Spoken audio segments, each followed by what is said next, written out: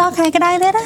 ឲ្យតែមេក្តៅមានអារម្មណ៍ថាអស់កម្លាំងស្អប់ស្អាប់ហើយអារម្មណ៍អត់ល្អហ្មងអញ្ចឹងយើងមិនដឹងទាំងអស់គ្នាថាតើអាកាសធាតុក្តៅបែបនេះវាផ្ដល់ផលប៉ះពាល់គេខ្លះដល់យើងនិងកន្លឹះងាយដើម្បីជួយឲ្យអ្នកទាំងអស់គ្នាមានអារម្មណ៍ស្រស់ស្រាយមានកម្លាំងនៅពេលដែលមេក្តៅនៅពេលក្តៅរាងកាយរបស់យើងប្រើប្រាស់ថាមពលច្រើនដើម្បីជួយរក្សាសីតុណ្ហភាពនៅក្នុងខ្លួនជាហេតុធ្វើឲ្យយើងមានអារម្មណ៍ថាអស់កម្លាំងហើយបើយោងតាមការសិក្សាមួយនៅញូវយ៉កផ្អែកទៅលើទិន្នន័យផ្នែកសង្គ្រោះបន្ទាន់កំឡុងឆ្នាំ2009ដល់2016បានរកឃើញថាអាកាសធាតុក្តៅធ្វើឲ្យប៉ះពាល់ដល់អារម្មណ៍របស់យើងធ្វើឲ្យយើងតានតឹងជាងមុននិងជះឥទ្ធិពលទៅលើបញ្ហាផ្លូវចិត្តរបស់យើងទៀតផងអញ្ចឹងយើងមកដឹងពីកន្លឹះងាយដើម្បីជួយឲ្យយើងមានអារម្មណ៍ស្រស់ស្រាយមានកម្លាំងនៅពេលដែលអាកាសធាតុក្តៅបែបនេះកន្លឹះទី1ជ្រើសរើសរបស់ញ៉ាំឲ្យត្រូវខែក្តៅអញ្ចឹងយើងគួរញ៉ាំផ្លែឈើដូចជាអាឡាប៉ម strawberry ជាអាហារសម្រន់ពួកផ្លែឈើទាំងអស់ហ្នឹងវាសម្បូរទៅដោយជាតិទឹកអញ្ចឹងវាជួយបំពេញជាតិទឹកនៅក្នុងរាងកាយរបស់យើងហើយជៀសវាងនៅនំផ្អែមនំប្រៃអាហារបំពងពួករបស់ទាំងអស់ហ្នឹងវាធ្វើឲ្យយើងខ្សោះជាតិទឹកហើយនៅពេលដែលយើងខ្សោះជាតិទឹកវាធ្វើឲ្យយើងឆាប់ហត់ហើយអត់សូវស្រួលនៅក្នុងខ្លួនទៀតមួយវិញទៀតយើងកុំភ្លេចញ៉ាំទឹកឲ្យបានច្រើនឬក៏អមជាមួយនឹងការញ៉ាំវីតាមីនដែលរលាយក្នុងទឹកដែលផ្សំចេញពីវីតាមីនក្រុម B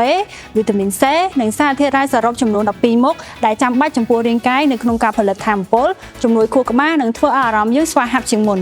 គន្លឹះទី2ធ្វើឲ្យរាងកាយត្រជាក់កុំឲ្យក្តៅដូចជាមេឃមានន័យថាយើងអាចត្រាំដៃឬក៏ជើងរបស់យើងនៅក្នុងទឹកកកឬក៏ទឹកត្រជាក់ដោយសារតែដៃនិងជើងរបស់យើងនឹងសម្បូរទៅដោយបណ្ដុំសរសៃឈាមជាច្រើននៅខាងក្រោមស្បែកដូច្នេះហើយវាជួយបញ្ចុះសីតុណ្ហភាពនៅក្នុងឈាមបានលឿនធ្វើឲ្យរាងកាយរបស់យើងថយចុះនៅកម្ដៅវិធីសាស្ត្រមួយទៀតអ្នកទាំងអស់គ្នាអាចមានជាកសែងត្រជាក់ដើម្បីដាក់តាមខ្លួនយើងទុកជូតមុខដៃជើងនិងករបស់យើងវិធីសាស្ត្របែបនេះគឺវាងាយស្រួលអត់ញ៉ៃញ៉ៃលាក់លាក់ច្រើនទៀតគន្លឹះទី3លើការវិភាគទៅតាមព្រះអាទិត្យឬក៏យើងហៅថា Be Sun Smart មានន័យថាការងារណាដែលប្រើកម្លាំងច្រើនត្រូវទៅក្រៅឬក៏ត្រូវហាត់ប្រាណអ្នកទាំងអស់គ្នាអាចធ្វើនៅពេលព្រឹកព្រលឹមឬក៏ពេលល្ងាចតាមដែលអាចធ្វើទៅបានហើយជៀសវាងការទៅថ្ងៃខ្លាំងដែលវាអាចបង្កឲ្យទៅជាអស់កម្លាំងនិងមានជា heat stroke កើតឡើងអញ្ចឹងអ្នកទាំងអស់គ្នាកុំភ្លេចថែរក្សាសុខភាពផងណានៅក្នុងអាកាសធាតុក្តៅបែបនេះបេរូកាជំនួយកម្លាំងនឹងខួរក្បាលបានពេញមួយថ្ងៃ